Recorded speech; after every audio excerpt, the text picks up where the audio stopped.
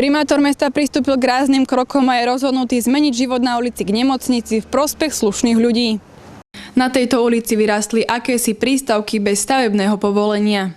Mesto pristúpilo už v minulosti k búraniu a odstraňovaniu čiernych stavieb.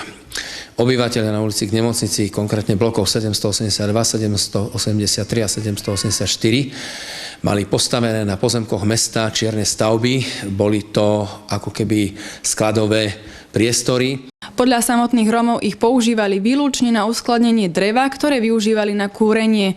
Mesto vyzvalo obyvateľov v zmysle zákona, aby odstránili čierne stavby. Nakoľko tak neučinili, primátor sa rozhodol konať. Mesto oslovilo firmu, ktorá mala realizovať odstránenie čiernych stavieb.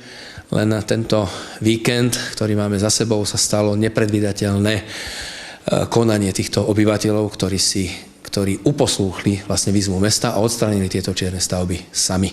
Po prístavkoch tak zostal iba materiál a ten sa mal začať odvážať v pondelok 3. októbra. V kancelárii primátora sme sa zaujímali, prečo mesto pristúpilo k odstráneniu práve v tomto období. Tieto čierne stavby boli už dlhoročnou záležitosťou. Myslím si svojím spôsobom, mesto aj v minulosti sa stavilo dosť tolerantne k tejto záležitosti, ale žiaľ, konaním a správaním obyvateľov ulice k nemocnici a svojvoľné počiny, ktoré jednoducho tu boli, mesto už nehodlá tolerovať. A ako som povedal, to sa nejedná len o čierne stavby, ktoré boli pri týchto obytných domoch, ale nebude ani tolerovať žiadnu inú čiernu stavbu na území mesta. Rómski obyvatelia tejto ulice tvrdia, že väčšina z nich pracuje a poctivo platí za nájom a vodu. Podľa našich informácií tu však žijú aj neplatiči, ktorí za vodu neplatia. Mesto odpája nájomcov týchto bytov od vody. Samozrejme s hygienickými normami je naplnená litera zákona a všetkých, ako som spomínal, hygienických noriem je zabezpečená pitná voda, ale v osobitnom režime. Primátor odmieta akúkoľvek diskrimináciu a presadzuje, aby zákon platil pre každého rovnako. Každý občan Slovenskej republiky má rovnaké práva, rovnaké povinnosti a má právo podľa Ústavy Slovenskej republiky. Tu chcem tým povedať, že všetky práva a povinnosti rovnako platia pre všetkých obyvateľov. Rómovia sa sťažujú, že mesto neinvestuje do oprav, ktoré podľa nich spôsobujú ďalšie škody. Primátor naopak zdôrazňuje, že súčasti bytoviek im nezničil nikto iný ako oni sami. Podľa neoverených informácií sa niektorí Rómovia odsťahovali z Bánoviec. Je jedna rómska rodina, ktorá nechcela akceptovať tieto podmienky a dobrovoľne sa rozhodla opustiť mesto Bánovce nad Bebravou.